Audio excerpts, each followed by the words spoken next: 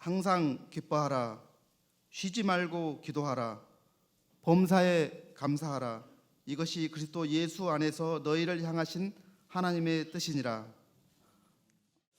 주일 오후 시간 또 피곤하고 지치는 시간일 터인데 그럼에도 불구하고 또 안수 집사의 헌신 예배로 또 이 예배의 자리에 모이신 사랑하는 안수 집사님들과 성도님들을 진심으로 축복하고 환영합니다.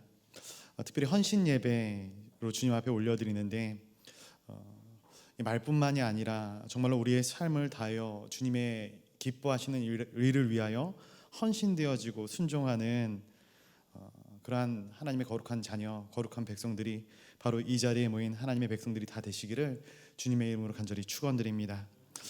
오늘 본문 말씀을 가지고 너희에게 향하신 하나님의 뜻이라는 제목으로 함께 은혜 받기를 원합니다. 요즘 세대를 가리켜서 말세지말이라는 표현을 씁니다. 마지막 때에 또 더 마지막 때가 되었다라는 것이죠. 정말 그런 것 같습니다. 코로나도 그렇고 사회의 각종 음란한 소식들과 정치적인 이슈들을 볼 때 어떤 마음이 드십니까? 저는 이런 마음이 굉장히 많이 드는 것 같습니다. 마지막 때가 가까워왔구나. 그러면서 과연 이 일련의 사건들을 통해서 하나님께서 뜻하시는 것, 하나님께서 계획하시는 것이 무엇일까? 하나님이 어떠한 마음을 가지고 이렇게 일들을 벌이시는 것인가? 혹시 우리 가운데 이런 생각을 해보신 적이 없으십니까? 그렇다면 다르게 한번 질문을 드려보도록 하겠습니다. 과연 여기에서 신앙생활을 오래 한 우리들은 하나님의 뜻을 알고 계십니까? 알고 계시다면 과연 우리는 하나님의 뜻을 이루어드리는 삶을 살고 있습니까? 먼저 우리의 삶 가운데, 우리 신앙 가운데 이러한 질문을 던져보시길 바랍니다.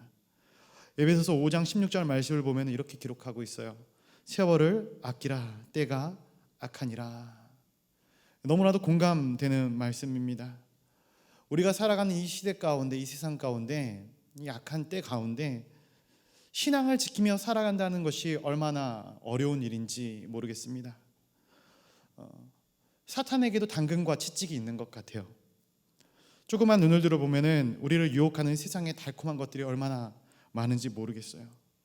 그 달콤한 것들로 우리는 신앙을 빼앗기기도 해요. 그러나 반면에 때로는 코로나와 같은 환난, 역경 이러한 것들이 성도들이 모이는 것을 막고 성도들의 삶 가운데 무거운 짐을 더하기도 합니다. 그렇기 때문에 시간이 흐르면 흐를수록 우리를 더욱더 강하게 잡아끄는 이 세상 가운데 우리가 주님의 자녀로서 살아가기 위해서는 결단과 헌신이 필요하고 대가 지불이 필요하다라는 것이죠. 내가 어떠한 상황 가운데서도 예배 자리를 포기하지 않겠다라는 다윗과 같은 예배자가 되겠다라는 결단과 헌신이 필요하고요. 또 노아처럼 많은 사람에게 손가락질을 당하면서도 주님의 길을 나는 끝까지 걸어가겠다. 이걸 결단하셔야 합니다. 때로는 세상이 우리를 향해서 이렇게 얘기할 수 있어요. 네가 제정신이냐? 도대체 무슨 일이 일어난다고 네가 그렇게 열심히 신앙생활을 하고 있는 것이냐? 말도 안 되는 일을 왜 계속 행하는 것이냐? 이렇게 이야기를 할지라도 아브라함처럼 내 땅에서 하나님이 주는 약속의 땅을 품고 이방인 취급을 당하는 것, 이것을 우리가 결단하셔야 되는 것이죠. 이러한 결단이 우리 가운데 있습니까? 실제로 결단을 한다고 해도 우리 앞에 얼마나 많은 사탄의 간기가 있는지 몰라요. 영적으로 깨어 있어야 하고 우리에게 향하신 하나님의 뜻을 잘 파악해야 하는 것이죠.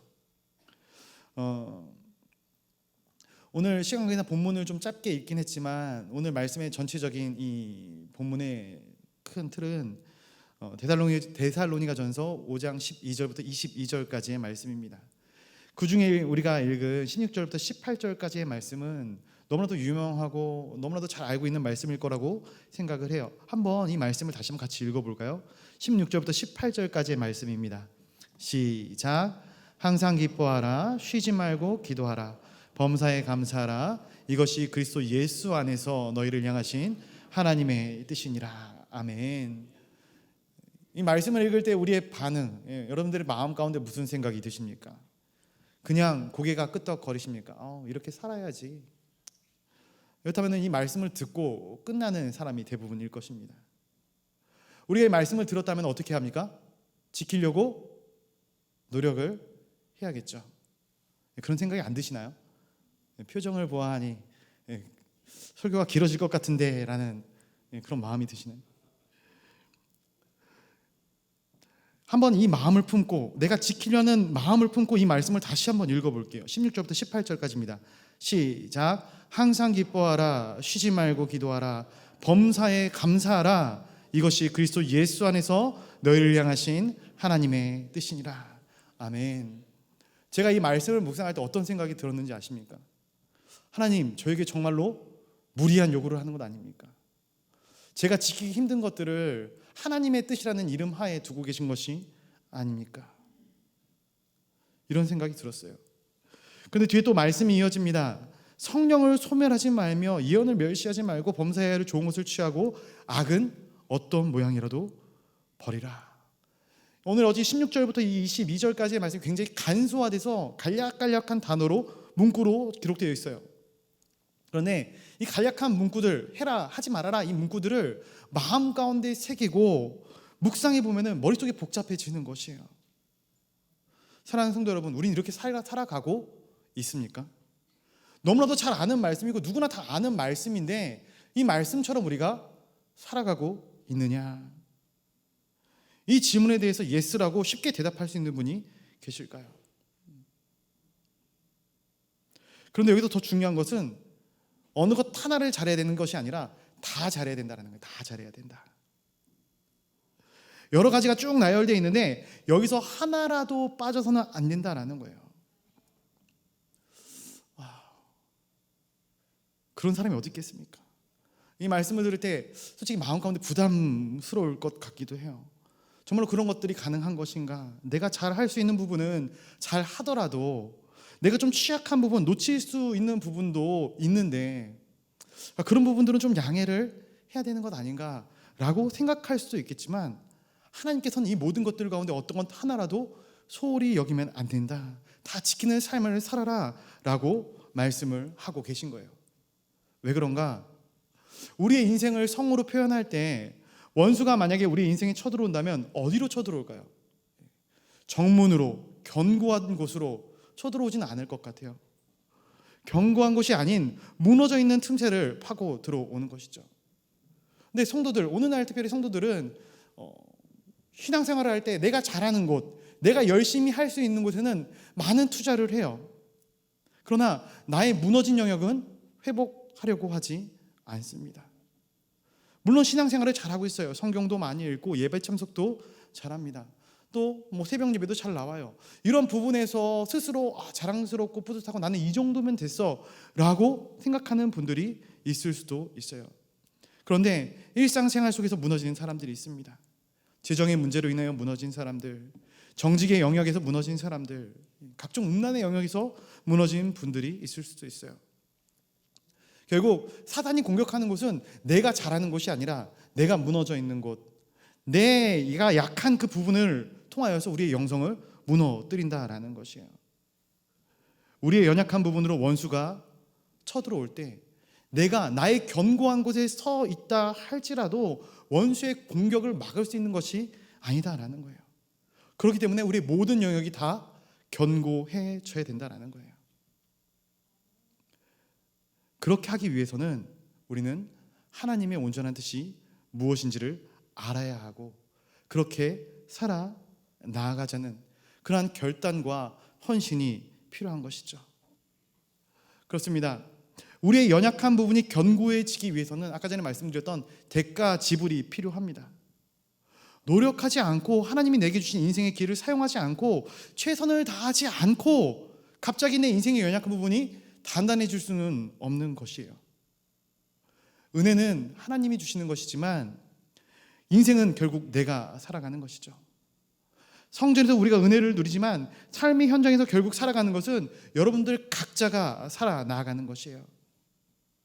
그렇기 때문에 오늘 헌신 예배로 주님 앞에 올려드리고 있는 사랑하는 안수 집사님들과 동광의 모든 성도님들의 삶이 교회 안에서뿐만이 아니라 우리가 속한 그 각자의 삶의 모든 현장의 영역들까지도 성령님께서 역사하시어서 변화가 나타나고 온전하여지는 하나님의 거룩한 백성들이 되시기를, 성도님들이 되시기를 주님의 이름으로 간절히 축원드립니다. 그렇다면은 이러한 변화된 삶, 아름다운 공동체를 만들기 위해 하나님께서 우리에게 주신 당신의 뜻이 무엇인가? 본문 12절과 13절 말씀을 한번 같이 읽어보도록 하겠습니다. 12절과 13절입니다. 시작. 형제들아, 우리가 너희에게 구하노니 너희 가운데서 수고하고 주 안에서 너희를 다스리며 권하는 자들을 너희가 알고 그들의 역사로 말미암아 사랑 안에서 가장 귀히 여기며 너희끼리 화목하라. 아멘. 우리 가운데서 수고하고 다스리며 권면하는 자들을 너희가 알아야 한다라고 말씀해 주고 있는 것이에요. 이 사람은 영적 지도자들입니다.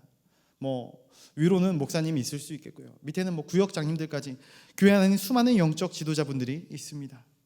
본문 말씀처럼 이 수고하는 사람들, 즉 고생을 마다하지 않는 사람들이에요. 이 데살로니가전서 초반절인 1장에 보면은 데살로니가 교회에 대해서 사도 바울이 칭찬을 하는 장면이 나오거든요. 그런데 이 3절의 말씀에 보니까 이렇게 기록이 되어 있어요. 1장 3절에 보니까 너희 믿음의 역사와 사랑의 수고와 우리 주 예수 그리스도에 대한 소망의 인내를 우리 하나님 아버지 앞에서 끊임없이 기억함이니. 세 가지 부분이 이야기되고 있는데 이런 영적 리더들이 이러한 부분을 잘 감당했다는 것이에요. 믿음의 역사, 사랑의 수고, 소망의 인내에 대한 부분을 기록하고 있어요. 첫 번째로 믿음의 역사는 믿기 때문에 행동하는 부분이 잘 되고 있다는 거예요. 자기가 가지고 있는 신념이 있다면 그것을 행동으로 옮기는 그런 공동체가 되어져 있다는 것이고요. 두 번째는 사랑의 수고, 사랑하기 때문에 수고한다라는 것이죠. 남녀 관계에서도 그런 것 같아요. 더 많이 사랑하는 사람이 더 많이 헌신하게 되어져 있어요. 짝사랑 해보신 적 있으신가요? 다들 이렇게 관심을 받고 사랑을 받는 쪽이셔가지고 사랑을 주는 쪽은 아니셔가지고, 내가 누군가를 사랑하면은 그 사람을 위해서 내 모든 것들을 다 내주어도 아깝지가 않은 것이죠. 이것은 의무감이나 책임감으로 하는 것이 아니에요. 억지로 하는 것은 더더욱 아니에요. 자원하는 마음으로, 내가 사랑하기 때문에 기쁜 마음으로 감당하는 것이죠. 마지막으로 소망의 인내입니다. 소망의 인내. 소망이 있으면 인내하기 쉽다라는 거예요. 내가 하는 일들을 예로 들어 볼 때 내가 하는 일이 너무나도 힘들고 어려워요. 가시밭길을 걷는 것 같아요. 그런데 그 일에 대한 소망이 있다면, 내가 그 일을 할 때 하나님께서 내 삶 가운데 주시는 은혜와 소망이 넘쳐 흐른다면은 아무리 힘들고 어렵더라도 그 일을 감당하게 되는 것이죠. 인내할 수 있게 되는 것이에요. 데살로니가 교회는 이러한 리더십들이 있었다라는 것이에요. 그리고 이들의 영적인 파급력은 데살로니가를 넘어서 아가야, 데살로니가 포함되어져 있는 이 아가야 전 지방까지 소문이 났어요. 롤 모델로 삼겠다, 사람들이 이렇게 칭찬을 한 것이에요. 사람들의 마음 가운데 감동을 주었던 것이죠.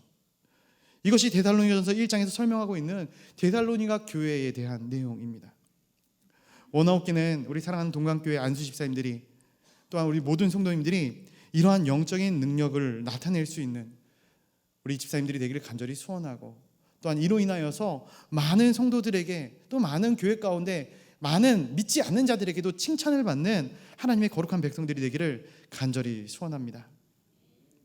이런 리더십들에 대한 교인의 자세, 이것을 본문에서 이야기하고 있는 것이죠. 이러한 리더로서의 자세는 매우 중요합니다. 영적 지도자가 어떻게 세워지는가에 따라서 그 공동체의 분위기가 틀려지는 것이에요. 특별히 이 자리에 계신 모든 영적 리더분들은 이 부분에 대한 책임감을 가지고 있으셔야 돼요. 여러분들의 수고와 헌신으로 이 공동체가 더욱더 온전하고 아름답게 세워져 가는 것이에요. 그렇기 때문에 우리는 영적으로 신뢰할 만한 사람들이 되어져야 되는 것이죠. 이건 저도 마찬가지예요. 저 역시 이 부분에 대해서는 적용이 되어지는 것이죠. 그런데 본문에서는 이렇게 이야기하고 있습니다. 이러한 자들을 너희가 알고 라고 말씀합니다. 알라, 라고 명령하고 있는 것이에요. 이건 성도들에게 하는 말이죠.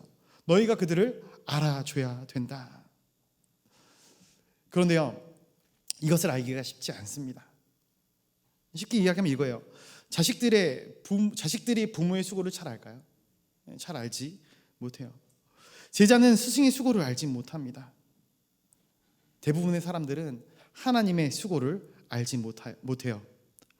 그렇기 때문에 하나님이 내게 주신 복에 대한 대부분의 불만을 가지게 되어져 있어요. 감사함이 없어지게 되는 것이죠. 그러나 우리가 이 부분에 대해서 건강한 영성을 갖기를 원한다면은 우리가 알아야 할 것이 있어요. 바로 우리의 영적인 스승이신 예수 그리스도, 그의 수고가 어떠한 수고인지, 예수 그리스도의 십자가의 수고가 어떤 수고인지, 그의 피 흘리심이 어떠한 피 흘리심인지, 그것을 우리가 깨닫게 되면 다 이해할 수 있게 되는 것이죠. 오늘날의 시대는 존경이 사라진 시대입니다. 감동이 없어요. 사람들이 감동할 것이 없어서 드라마나 예능 프로그램을 보고 나오는 이런 어떤 패스트푸드식의 감동을 보면서 울고 웃고 감동을 받습니다. 텔레비전을 보면서 은혜를 받는 거예요. 그러나 이 자리에 모인 하나님의 거룩한 백성들, 하나님의 거룩한 자들은 정말로 우리의 인생을 진정으로 감동시키는 영적인 스승을 만나게 되기를 간절히 소원해요. 이것이 가정이 되었던, 공동체가 되었던 아름다운 관계가 형성이 되어지고 존경과 권위가 아름답게 조화되어져 나가는 그러한 공동체가 바로 우리가 속한 그 공동체가 되기를 간절히 소원합니다. 특별히 우리 동강교회 안에서 우리가 속한 모든 공동체가 하나님이 주시는 놀라운 능력과 안위와 평강이 있어지기를 간절히 소원합니다. 그래서 12절부터 13절까지는 존경할 만한 리더십에 대한 메시지예요. 그리고 14절부터 15절까지는 공동체에 대한 메시지를 우리에게 말씀해 주고 있어요. 공동체를 향하신 하나님의 뜻이죠. 14절과 15절 말씀도 한번 같이 읽어보도록 하겠습니다. 시작. 형제들아 너희를 권면하노니 게으른 자들을 권계하며 마음이 약한 자들을 격려하고 힘이 없는 자들을 붙들어주며 모든 사람에게 오래 참으라.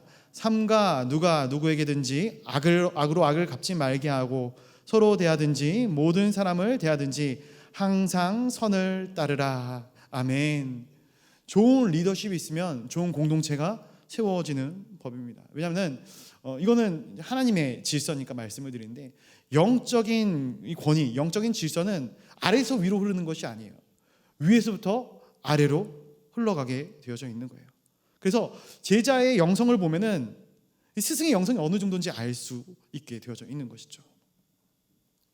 그래서 공동체 안에 어떤 문제가 생겼을 때 누구를 탓할 필요가 없는 것이에요. 하나님께서 사람을 창조하셨어요. 사람이 죄를 짓습니다. 사람의 영성을 탓하셨을까요? 아담아, 하와야, 너는 왜 그렇게밖에 못하냐? 이렇게 이야기하셨을까요? 다 너희들 잘못이라고 이야기하셨나요? 하나님은 그렇게 이야기하지 않으셨어요. 하나님께서는 예수 그리스도를 보내시죠. 그리고 십자가 위에서 예수 그리스도께서는 침묵하셨어요. 이 죄에 대해서 스스로 책임을 지시는 것이에요. 이것이 바로 건강한 영성의 시작이에요. 우리는 그것을 닮아가야 하는 것입니다. 리더는 공동체를 탓하면 안 됩니다. 제 가족 얘기를 자꾸 해서 죄송한데 저에게는 아주 천둥 벌거숭이 같은 딸이 있습니다. 아멘이라니요. 밥을 가만히 앉아서 먹는 법이 없어요. 어제도 저녁에 밥을 먹이는데 막 돌아다니길래 저희 아내가 짜증을 내면서 저희 딸 아이에게 넌 누구를 닮아서 누구를 닮겠습니까? 오늘도 이제 교회 와가지고 이제 제 여식이기 때문에 집사님들 권사님들이 관심을 많이 가져주십니다. 인사 좀 하라 이렇게 얘기했더니 소리를 지르고 도망을 치더라고요. 얼마나 밉상이든지. 물론 저는 인사도 잘하고 밥도 한 군데서 잘 먹습니다. 그러나 누구를 탓하겠습니까? 다 저를 닮은 것이죠. 그 아이가 그렇게 행동한다고 해서 제 딸 아이가 아닌 것이 아니지 않습니까? 생각해 보니까 어렸을 땐 제가 그렇게 했던 것 같아요. 가르쳐주지 않더라도 닮더라고요. 자녀가 부모의 모습을 닮아가듯이 공동체는 리더의 영상과 신앙을 닮아가는 것이에요. 그래서 사랑의 공동체는 십자가의 영성에서 시작되는 것입니다. 그래서 오늘 본문에는 네 가지로 권면을 하고 있어요. 14절부터 15절까지 보면 네 가지로 권면을 하는데 첫 번째는 게으른 자들을 권계하라라는 거예요. 게으른 자들은 권계가 필요하다라는 거예요. 잠자는 인생 가운데는 옆구리를 찔러줄 사람이 필요한 거예요. 그 사람의 인생을 깨워줄 사람이 필요한 것이에요. 인생의 시계가 멈춘 것 같은 사람들에게는 경고를 해야 되는 것이죠. 넌 여기서 끝이 아니다. 너의 인생은 아직도 많이 남아있다. 그들에게 희망을 일깨워 줘야 되는 것이에요. 두 번째로는 마음이 약한 자들을 격려하라라는 거예요. 게으른 자에게는 자극이 필요하지만 낭망한 사람에게는 격려와 위로가 필요합니다. 이미 무너져 있는 사람에게 망치로 그 사람의 인생을 두드리면 되겠습니까? 시몬 베드로가 밤이 새도록 물고기를 잡았는데 한 마리도 못 잡고 들어옵니다. 예수님께서 그 옆에 가시죠. 야, 니는 어부라는 사람이 왜 물고기를 한 마리도 못 잡냐? 이렇게 얘기하셨습니까? 그냥 옆에 앉아주시는 거예요. 조용히 한마디 하십니다. 깊은 곳에 가서 그물을 던져봐라. 고기를 많이 잡죠. 사실 이 모든 것들이 주님의 능력이에요. 주님의 은혜입니다. 그런데 이것을 누가 하게 만드는가? 베드로가 하게 만드셨다라는 거예요. 여러분, 은혜는 주님께서 부어주시지만 그 은혜를 입고 세상을 살아가야 하는 것은 바로 우리들인 것이죠. 너무 놀란 베드로가 감당할 수 없는 은혜, 예수님 저는 죄인입니다. 저를 떠나소서 이렇게 얘기를 하지만 예수님은 이야기합니다. 아니야 베드로야. 너는 앞으로 사람을 낚는 어부가 되게 될 것이야. 위로하고 격려해 주시는 것이죠. 세 번째로는 힘 없는 자들을 붙들어 주라라는 거예요. 힘 없는 자들을 붙들어 주라. 다윗과 함께 개국공신으로 나라를 세웠던 용사들, 어떻게 보면은 정말로 일당백의 용사들입니다. 그런데 그들도 처음부터 용사는 아니었죠. 사무엘상 22장 2절 말씀에 보면은 이들의 구성이 나옵니다. 어떤 사람들이 다윗의 용사였는가? 환난당한 모든 자와 빚진 모든 자와 마음이 원통한 자가 다 그에게로 모였고 그는 그들의 우두머리가 되었는데 그와 함께한 자가 400명 가량이었더라. 인생이 깨진 사람들, 원통한 사람들, 하던 일도 재산관계도 다 완전히 망가진 사람들, 그 사람이 다윗이라는 위대한 왕의 기초돌이 되었다라는 것이에요. 어떤 능력과 힘이 있어서 그 자리에 모인 것이 아닙니다. 자신의 힘으로 일어설 수 없는 사람에게는 도움이 필요한 것이죠. 네 번째로는 모든 사람에게 오래 참으라라는 것이에요. 고린도전서 13장 4절에 보면은 사랑은 오래 참는 것이다라고 말씀을 하시죠. 오늘 이 본문의 네 가지 유형에 대해서 이야기를 하는데 다 다르게 대하라라고 말씀하고 있는 것입니다. 각자의 성품대로, 각자의 스타일대로 다르게 도와주라라는 것이에요. 여기에 하나님의 뜻, 성숙한 크리스천으로 살아가기 위한 하나님의 답이 나와져 있는 것이죠. 우리가 속한 공동체를 정말로 아름다운 공동체로 만들기 원한다면 다른 사람을 나에게 맞추는 것이 아니라 내가 다른 사람들에게 맞춰 가야 된다라는 것입니다. 혹시 우리 크리스마스의 선물이라는 동화 아십니까? 예, 모르시나요? 답변 감사합니다. 예, 단편 소설인데 이 내용은 아실 거예요. 한번 제가 간단히 말씀드리면 이것입니다. 가난한 두 남녀가 살았어요. 근데 크리스마스가 다가와서 서로에게 이 선물을 해주려고 마음을 먹습니다. 근데 남자는 시계는 있었는데 시계끈이 없었고요. 여자는 긴 머리가 있었는데 돈이 없었어요. 그래서 서로에게 어떤 것을 선물해 주냐면은 시계끈과 머리끈을 선물을 해주는 거예요. 그런데 남자는 시계를 팔아서 여자의 머리끈을 선물해 주고요. 여자는 자신의 머리를 잘라서 남자의 시계끈을 선물해 주는 것이죠. 그런데 이러한 이야기를 들으면서 사람들이 혹시라도 이 둘은 대체 뭐 하는 거냐, 미리미리 상의를 했으면은 서로 안 맞을 일이 없지 않았겠느냐라고 생각하는 사람들이 있다면 굉장히 강팍한 것이죠. 만약에 이 여인이 왜 남자에게 왜 당신은 시키지도 않은 일을 했냐고, 그럼 내가 준비한 것이 뭐가 되냐고 이렇게 이야기를 한다면 어떻게 되겠습니까? 처음에는 설레이는 사랑으로 뭐든지 다 해줄 것처럼 보입니다. 그런데 가까워지면 나에게 맞추라는 것이죠. 나한테 다 맞추라는 것이에요. 내 스케줄, 내 성격, 내가 하는 그런 일정에 다 맞춰야 된다는 것이에요. 공동체는 서로 자신의 주장을 내세우는 공동체가 되어서는 안 돼요. 가장 중요하게는 하나님께 맞춰야 하는 것이고요.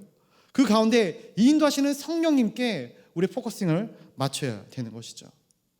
저는 우리 사랑하는 동강의 모든 공동체가 서로를 이해하고 감싸주는 사랑의 공동체가 되기를 간절히 소원합니다.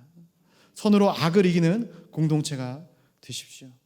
그때 사랑하는 성도님들 한 분 한 분의 모습을 통해서 예수 그리스도의 형상이 나타나기를 주님의 이름으로 간절히 축원드립니다. 오늘 본문 16절부터 18절까지 말씀 한 번 더 같이 읽어보도록 하겠습니다. 16절부터 18절입니다. 시작. 항상 기뻐하라. 쉬지 말고 기도하라. 범사에 감사하라. 이것이 그리스도 예수 안에서 너희를 향하신 하나님의 뜻이니라. 아멘. 마음이 무겁습니다. 어떻게 사람이 항상 기뻐할 수 있겠는가? 로마서 12장 12절 보니까 소망 중에 즐거워하며 여기에 해답이 있는 것 같습니다. 여러분, 현실은 기쁜 일보다 슬픈 일이 많죠. 현실은 전혀 즐겁지 않을 수 있어요. 그런데 딱 한 가지, 우리가 기뻐할 수 있는 딱 한 가지 변하지 않는 이유가 있습니다. 무엇인가? 주님을 향한 소망이에요. 주님을 향한 소망. 내가 아무리 힘들어도 주님이 내 안에 계시면 그걸로 행복하게 되는 것이에요. 그걸로 기뻐할 충분한 차고 넘치는 조건이 되는 것이죠. 주님 한 분만으로 나는 만족하겠네. 그냥 찬양의 가사가 아니라 우리의 삶의 진심으로 되어지는 고백이 되기를 간절히 바라요. 쉬지 말고 기도하라. 어떻게 쉬지 않고 기도할 수 있겠습니까? 에베소서 6장 18절 모든 기도와 간구를 하되 항상 성령 안에서 기도하라. 항상 성령 안에서 기도하라라는 것이에요. 이 부분을 제가 이렇게 한번 표현해 볼 수 있을 것 같아요. 마치 우리가 시계를 차고 다니지 않습니까? 시계를 차고 다닐 때 하루에 이 시계를 몇 번이나 보시나요? 몇 번 보지 않죠. 그렇지만 우리가 본다고 시계가 가고 보지 않는다고 시계가 멈춰 있는 것이 아니죠. 우리가 시계를 차고 다닐 때 계속해서 시계는 움직입니다. 마찬가지예요. 여전히 내 인생의 기도가 행하여져 가고 있는 것이에요. 이것은 내가 입술로 무의식 중에 기도해서가 아니라 내가 의식적으로 언어적으로 기도해서가 아니라 내 영혼이 기도의 모드로 살아가고 있는 것이죠. 그럼 그걸 어떻게 확인할 수 있는가? 내 인생에 어떠한 일이 터졌을 때 가장 처음에 하는 나의 반응을 통해서 알 수 있는 것이에요. 내가 무엇을 하는가? 내가 어려운 일이 터졌는데 먼저 누군가에게 전화를 한다. 그럼 내 인생의 가장 우선순위, 내가 의지하는 사람은 그 누군가가 되어져 버리고 마는 것이죠. 무슨 일이 터졌을 때 당장에 무릎 꿇고 그 자리에서 하나님 아버지 앞에 기도하는 자들은 기도의 모드로 살아가고 있는 것이에요. 여러분들 깨어있는 영성이 되기를, 영성이 있기를 간절히 소원해요. 마지막으로 범사에 감사하라. 여러분, 감사가 여러분들의 삶의 애티튜드, 삶의 태도가 되어지기를 간절히 소원합니다. 이 감사에 대해서는 쉽게 말씀을 드리면 화목제를 예를 들 수 있어요. 이 화목제는 세 가지가 있거든요. 첫 번째는 서원제라는 거예요. 서원제. 서원제는 내가 소원하는 것들을 하나님께 간구하면서 이루어 주실 줄 믿고 감사하는 거예요. 하나님, 내 자녀가 좋은 대학에 들어가게 해주십시오. 내 남편의 직장을 주님께서 인도하여 주십시오. 내 삶을 하나님께서 온전하게 인도하여 주십시오. 건강하게 해 주십시오. 이런 것들이 이제 서원제가 되겠죠. 두 번째로는 감사제입니다. 감사제. 내 인생에 실제로 감사할 일들이 일어났기 때문에 감사하는 거예요. 하나님 이렇게 해주셔서 감사합니다 라는 것이죠. 중요한 것이 세 번째, 낙헌제라는 것이 있어요. 낙헌제. 이것은 하나님이 내 하나님이시기 때문에 감사하는 것입니다. 가장 성숙한 감사의 표현이에요. 그런데 이 세 가지의 말씀을 보니까 정말로 쉽지 않아요. 내 인생 가운데 감사하는 것이 쉽지 않아요. 근데 18절 말씀을 보니까 이렇게 또 기록이 되고 있어요. 이것이 그리스도 예수 안에서 너희를 향하신 하나님의 뜻이다. 하나님의 명령이라는 거예요. 뭐 이렇게 살아주지 않겠니? 이렇게 해도 되고 안 해도 되는데 좀 이렇게 했으면 좋겠다. 이게 아니라 너희는 이렇게 해야 된다라는 것이에요. 그것이 내 뜻이다라고 하나님께서 강력하게 말씀하고 있는 거예요. 이 명령을 안 지키면 죄다라는 것이죠. 근데 한편으로는 하나님께서 우리가 죄를 짓는 것을 원하지 않으시죠. 그래서 우리가 그것을 할 수 있다라고 이야기하십니다. 어떻게 할 수 있는가? 우리 19절부터 22절까지 말씀 한번 같이 읽어보도록 하겠습니다. 19절부터 22절입니다. 시작. 성령을 소멸하지 말며 예언을 멸시하지 말고 범사에 하려 좋은 것을 취하고 악은 어떤 모양이라도 버리라. 아멘. 어떻게 하면 되겠습니까? 두 가지. 말씀으로 충만하고 성령으로 충만하면 된다라는 거예요. 하나님의 컨텐츠로 충만해야 된다라는 것이에요. 세상의 컨텐츠가 아니라 하나님의 컨텐츠로 충만해야 된다. 이것을 놓치지 말아야 합니다. 이것이 가능하다면 이 모든 일들이 다 가능하게 되어져 있다라는 거예요. 하나님의 사람들은 선한 것들을 취하게 되고 악한 것들을 버리게 될 것입니다. 사랑하는 성도 여러분, 악은 어떤 모양이라도 버리라 말씀합니다. 아무리 우리 눈에 좋아 보여도, 아무리 우리가 봤을 때 이득인 것처럼 보여도 그것이 하나님께서 아니다라고 말씀하시다면, 하나님께서 부정하다라고 말씀하신다면 우리는 과감히 포기할 수 있어야 되는 것이죠. 세상 사람들이 누구든 다 그것을 누리며 즐기며 살아갈지라도 하나님, 나는 그것 안 하겠습니다. 그 마음이 우리 가운데 있어야 된다라는 거예요. 말씀을 정리하면서 맺고자 합니다. 하나님께서는 저와 여러분들을 향한, 그리고 이 공동체를 향한 확실한 계획과 뜻이 있는 줄로 믿습니다. 또한 우리 성도님들 한 분 한 분을 향한 계획과 뜻이 있는 줄로 믿습니다. 그렇다면 우리는 그 뜻을 발견해야겠죠. 무엇으로 발견하시겠습니까? 말씀 가운데 발견하는 것이에요. 우리가 날마다 말씀을 통해서 하나님의 뜻을 더욱더 알아가기를 간절히 소원합니다. 그러나 더 중요한 것은 내가 그 말씀대로 살겠다는 결단의, 헌신의 마음인 것입니다. 오늘 이 자리에 헌신 예배를 올려드리는 우리 사랑하는 안수 집사님들과 동관교회 모든 성도님들, 우리들의 삶 가운데 그러한 결단이 있어지기를 간절히 소원합니다.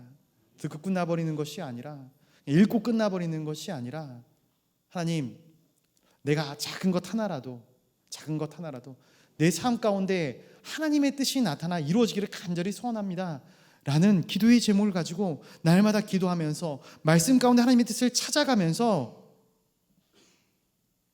이 땅 가운데 하나님이 주시는 최고의 뜻, 최고의 인생, 최선의 인생을 살아나가는 하나님의 거룩한 백성들이 다 되시기를 주님의 이름으로 간절히 축원드립니다. 기도하겠습니다. 사랑과 은혜의 하나님, 오늘 우리 인생의 모든 영역, 그 모든 영역이 주 안에서 온전해지기를 간절히 소원합니다. 혹여라도 우리가 소홀히 생각하는 영적인 부분이 있다면 그리스도의 은혜로 채워지게 하시고 말씀으로 채워지게 하시고, 그로 말미암아 어떠한 사탄의 세력도 이 자리에 모인 하나님의 거룩한 성도들의 삶 가운데 틈타지 못하게 보호하여 주시옵소서.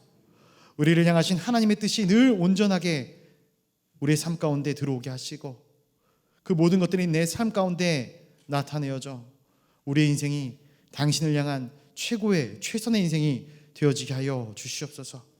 사랑하신 예수 그리스도의 이름으로 기도드리옵나이다. 아멘.